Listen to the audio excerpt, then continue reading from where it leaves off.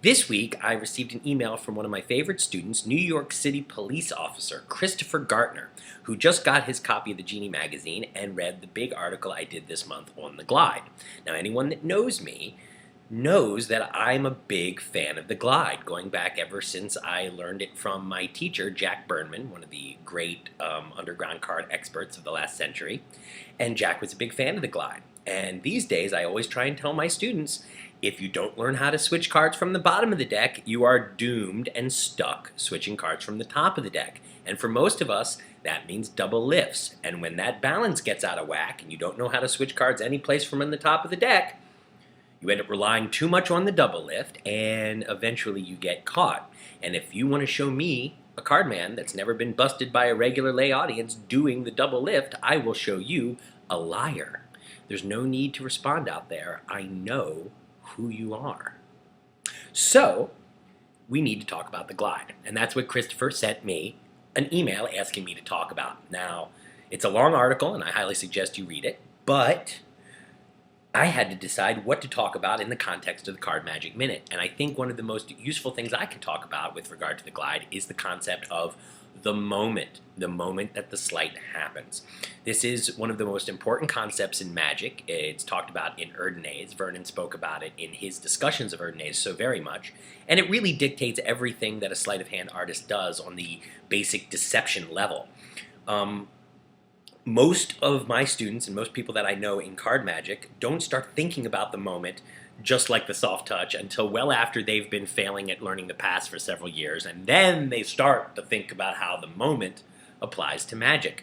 And one of the differences between that and how I like to approach magic with my students is we start talking about how to manage the moment at the very beginning of your education, before we're even talking about sleights, because you need to manage the moment whatever the moment is, whether it's a sleight or a concept or a key card or a glimpse, or many of the principles that most of us don't even think constitute deception because we're told that they're self-working, but they're actually not moments that apply to the effect. They're moments that apply to the method. And any of those moments need to be covered.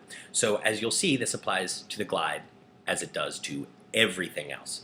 Now, first of all, there's lots of ways to do the Glide. You can do it one-handed, you can do it two-handed, you can do it from the side glide, or you can do it in the standard traditional position.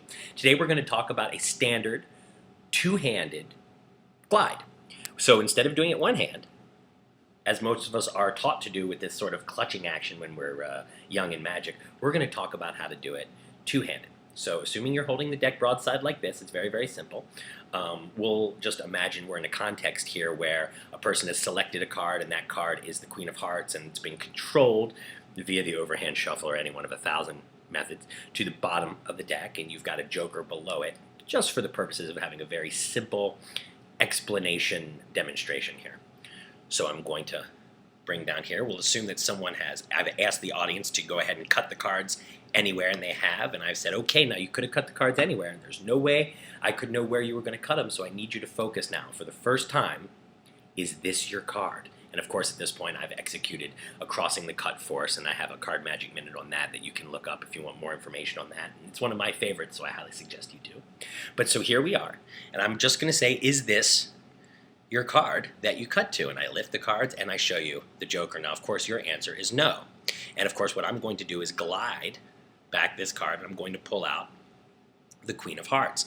Now, obviously, that's a pretty easy thing to do. All I have to do is bring my second fingertip here, point to it, or my first fingertip. Some people don't like that I point with my second fingertip. You can keep your first finger out there if you have a squeamish audience. Is that your card? And they say no. And as you come down, you just glide a touch the card back, and then you can pull out the card. Now, for most of us, and in many occasions, depending on the stickiness of the cards or the tightness of your grip, this often takes more than just a moment. It's very natural, there's not much to see, but you have to push the card over, and then you have to glide the card out. And one of the main rules of sleight of hand that it's really very much in Erdnase, and Vernon talked about it all the time, is that the sleights have to happen the moment your hands come together. If it takes more than a moment, it takes more than one sleight. And that's a rule. if you want to make sure that the audience never suspects that you did any sleight of hand in the first place. And so what I suggest, and this is what I want to talk to you today with regard to the glide, when I say that's not your card, is that you break up the moment. So rather than gliding the card, pulling the card out, it only takes 2 moments, but that's one too many. I would, is that your card? No? And I come away. And what I'm doing is I'm breaking up the action. Hold out your hand, and then I come back, and in one moment, take that card, place it on top of the spectator's hand, do some magic, and it changes into the selection.